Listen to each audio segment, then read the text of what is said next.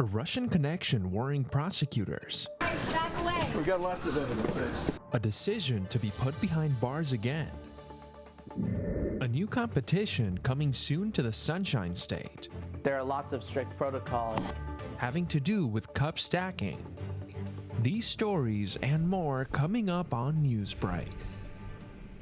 Hello, South Florida. I'm Kenneth Bueno. I'm Laura Palfrey. Today is Thursday, February 22nd, 2024. Live from the Lee Kaplan School of Journalism and Media in North Miami, this is Caplin News. Calls for help released following a tragedy on Fort Lauderdale Beach. The authorities have identified the young girl and her older brother who were trapped in a sand hole on Tuesday at a beach in Lauderdale by the Sea. Yesterday, Sloan Mattingly was identified as the 7-year-old girl who passed away, while her older brother, 9-year-old Maddox Mattingly, has critical injuries. 4424 Almar Drive. There's reference to a child caught in a hole sand by the High Noon Resort Hotel. Still receiving unknown age of the child, unknown if they're fully buried. I'm receiving multiple 911 calls in reference to the same. There's about 20 people digging, trying to find the child. The child is about 7 to 8 years old. The two children arrived in the hospital in critical condition, with BSO later confirming that the girl tragically passed away. The sheriff's office states that the circumstances surrounding the incident are currently under investigation. The impeachment effort against President Biden hitting a snag this morning. As CNN's Manu Raja reports, it has to do with an FBI informant who is now under investigation himself.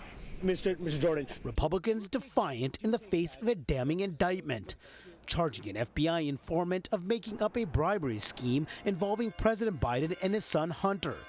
Allegations central to their impeachment probe into Biden and his family's business dealings. But your promotion of a bribery scheme was false. Not at all. We're looking at the 4 facts I just gave you. Those facts are true. Was it right to promote a bribery scheme for the president based on that? Today we're asking questions to James Biden, so we're going to ask him about some of his business relationships with the Chinese. Was your brother involved in any of your business dealings? Behind closed doors today, the president's brother, James Biden, told House investigators that the president never had any involvement in his business activities. All as the GOP is at risk of seeing support for the impeachment effort collapse in the House, since they have yet to prove that Biden acted corruptly to assist his family. I think it's time for Chairman Comer and the Republicans to fold up the circus tent. Mr. Smirnoff, do you have anything to say? After 43-year-old Alexander Smirnoff was arrested on charges of lying to the FBI and creating false records, he told the FBI that officials associated with Russian intelligence were involved in the false Biden bribery allegations. And today, Special Counsel David Weiss asked a judge to keep Smirnoff in jail as he awaits trial. Yet it was Smirnoff's allegations that Republicans ran with, citing an FBI form known as a 1023 that contained the unverified accusations. Even a trusted FBI informant has alleged a bribe to the Biden family. A key GOP chairman helping lead the probe, even calling it a smoking gun. We already know the president took bribes from Burisma. Those allegations are consistent with a pattern that we've seen in Romania and maybe some other countries. And Chairman Jim Jordan indicating the informant's allegations were essential. The most corroborating evidence we have is that 1023 form from this highly credible, confidential human source. Today, Jordan downplayed that recent remark. You said the 1023 is the most corroborating piece of information you have. It corroborates, but it doesn't change those fundamental facts. So now it's not true. Republicans today criticizing the FBI and DOJ for previously calling Smirnoff credible and paying him for information, as they circulated talking points saying the Biden probe has secured more evidence and was not reliant on Smirnoff's testimony, even as they removed a reference to the informant in a letter sent to a witness. But what evidence do you have of a bribery scheme now? Back away. We've got lots of evidence. That was CNN's Manu Raja reporting. Alexander Smirnoff was released from federal custody on Tuesday. This morning, help to Gaza on the way after both the United Kingdom and Jordan banded together to offer humanitarian assistance through airdrops. The airdrops arrived in northern Gaza yesterday in what felt like a life-saving aid to a hospital in the heart of the Israel-Hamas war. According to the UK and Jordan, supplies such as medicines, fuel, and food for patients and staff are included. Florida is known for hosting many professional sporting events, and next month it's adding another in the form of cup stacking. WTKR's Kurt Williams reports on a one man with a set of quick hands ready to judge the competition. We did not speed up this video. Matthew Hill of Virginia Beach is just that fast when it comes to stacking cups, known as sports stacking. The 25-year-old first gave it a try at 6 years old. How did you get interested in this? My brother came home from school and brought home a couple of sets from his PE class. And so I looked at it and I was thoroughly amazed. He's competed for 13 years. Internationally, in some cases, these pictures from South Korea when he was just 15. Now he's gearing up to serve as a judge in the World Sports Stacking Championship. Being at the World Championships is almost like being at the Super Bowl. A role he takes very seriously. As a judge, I am watching to make sure that the stacking sequence is followed correctly. For example, what is an upstack? An upstack is basically stacking up a pyramid. So there's a strict protocol. There are lots of strict protocols. They even have fumbles. It could be a cup in a slanted position that looks like this.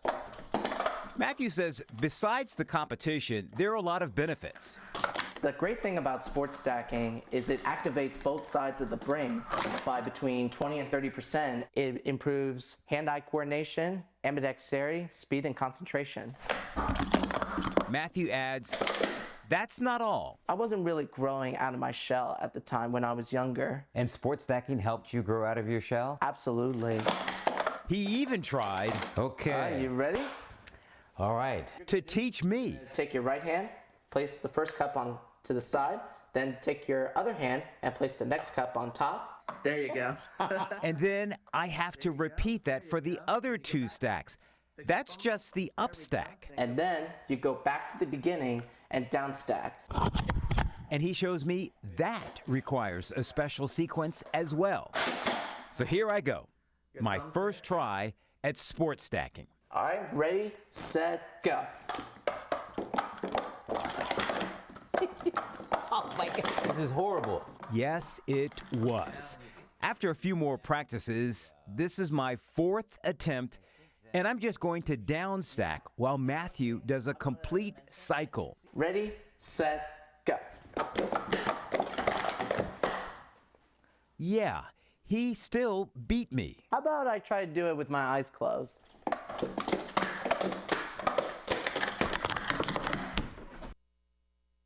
WTKR's Kurt Williams reporting. The World Sports Stacking Championships are set to take place in Orlando from March 27th to March 29th. Now the games count as Inter Miami's Lionel Messi takes a pitch for his first full MLS season. That's still ahead, and so is this story. It's just this beautiful reminder, right, that everyone can find deeper purpose through helping another person. Oscar winner Hilary Swank is headed back to the big screen with her new movie, Ordinary Angels. Stick around, we'll be back in just 2 minutes.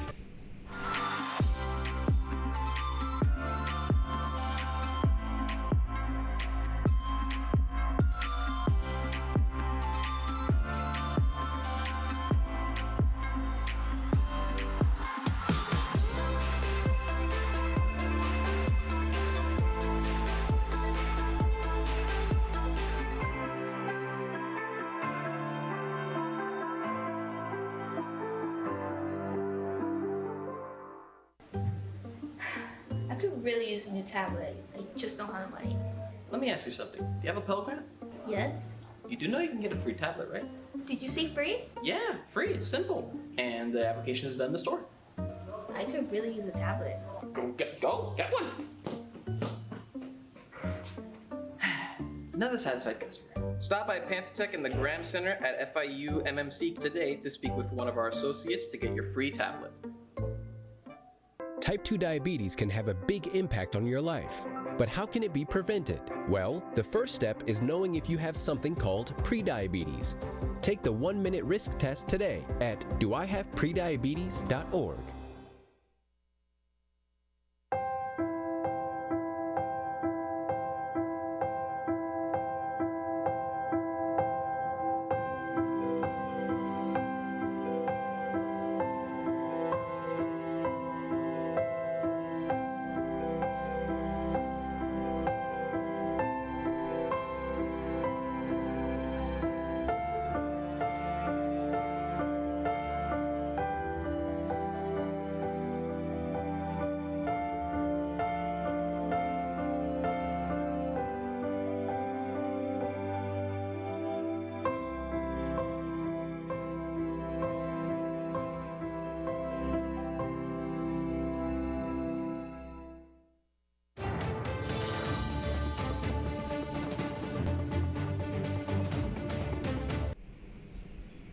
A new movie drawing drama from real life.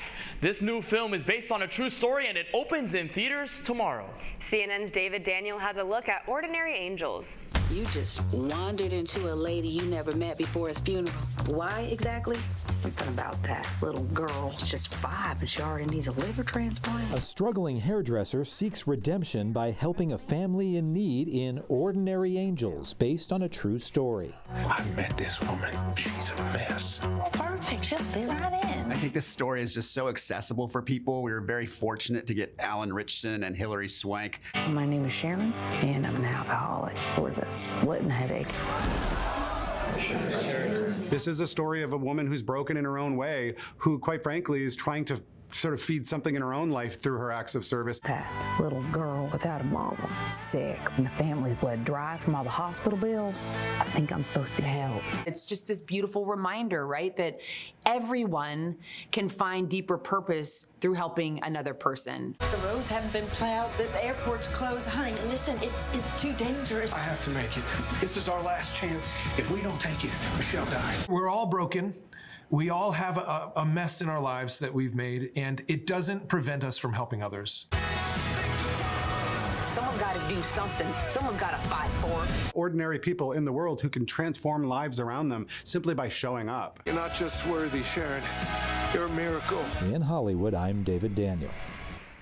Inter Miami CF and its star-studded cast started the MLS season with a home game in the newly renamed Chase Stadium against Real Salt Lake. It was the first season opening game for Lionel Messi, Luis Suarez, and the rest of the new squad. The Herons took 15 shots on goal throughout the match and broke the ice in the 38th minute with a Robert Taylor goal. Diego Gomez put one in for good measure in the 83rd minute, sealing the win. The final score was Inter Miami 2, Real Salt Lake 0. The Herons hit the road to play LA Galaxy on Sunday. You're watching Newsbreak, and we're coming right back.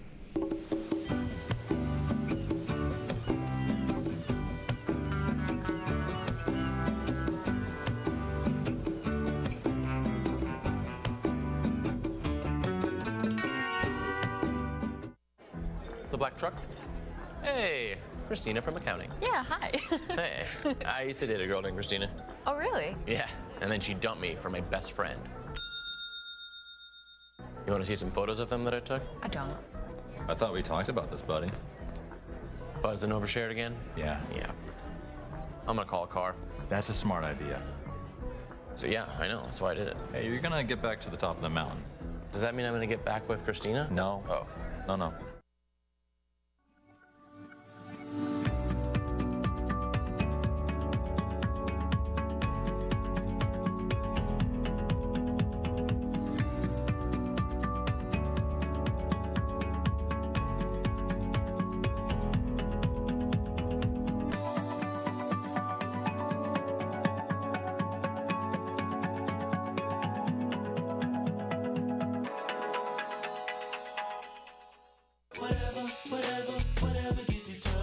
There are a lot of ways to reach out to a friend about their mental health.